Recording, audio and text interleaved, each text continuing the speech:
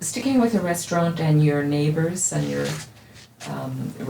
interrelations with people around you, some of the other businesses around you. You spoke about the flag shop and and Ebony and Ivory and so on.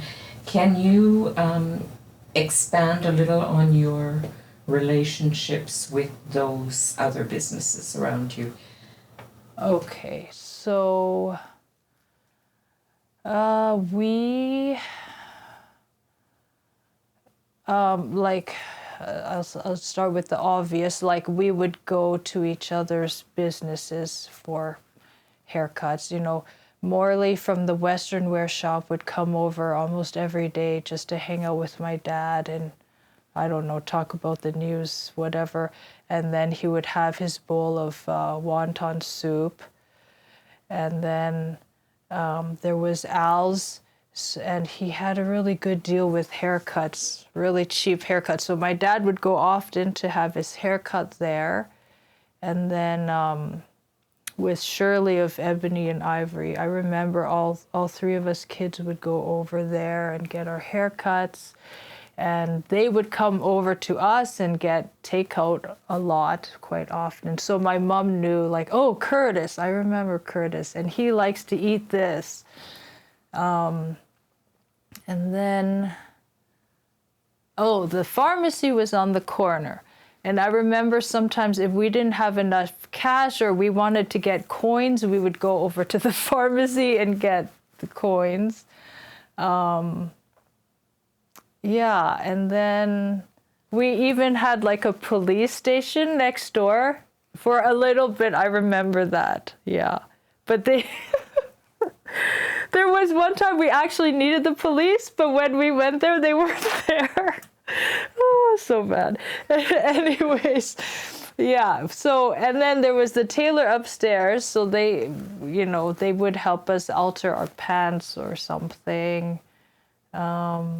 Yeah, so we had like this kind of give and take community, if you need help from these people, you can go there. Yeah. And that brings me to another question about the you said that Jasper wasn't always a safe place. Yes.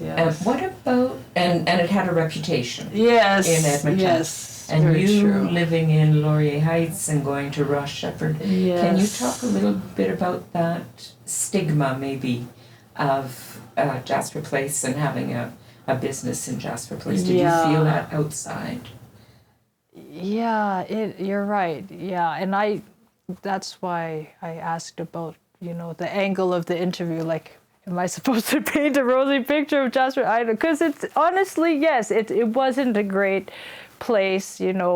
People have called it the armpit of Edmonton, but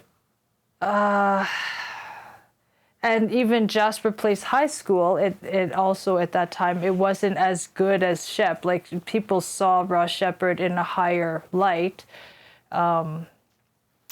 So I don't know if we had I don't think people look down on us for having a restaurant or being in that neighborhood. I think my dad definitely looked down on himself sometimes when he, other people in our Chinese community, he always said, oh, they're doctors, they're lawyers, and I work in the kitchen. So he had this kind of self-deprecating view. But I don't know. I think now that's not how I see it. And even if people think that, like, that's not true. Like, I don't, sometimes society or our culture sells you these lies, like a doctor is better than a janitor, or certain jobs are better than others, or certain communities are better than others. But I don't know what to say.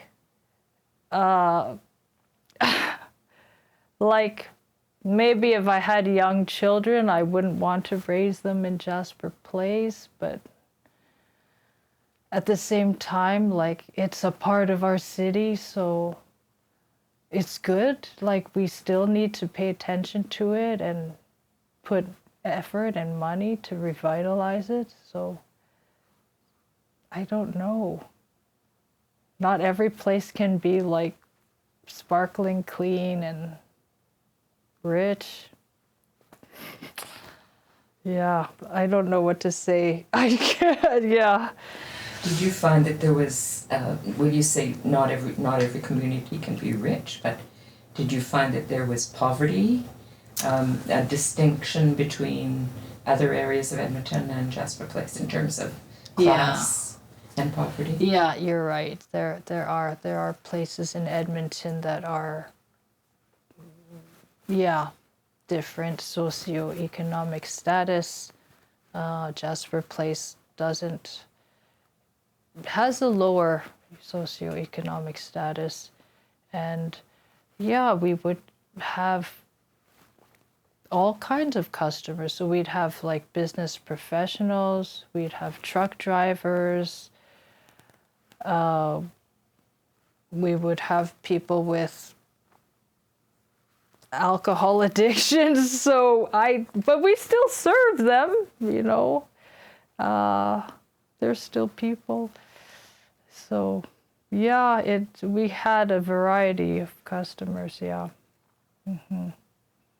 Yeah, I just wonder about the transportation. So, and the community. What do you think it compares to 30 years ago? Mm-hmm. Are there any differences between the previous Jasper Place and nowadays?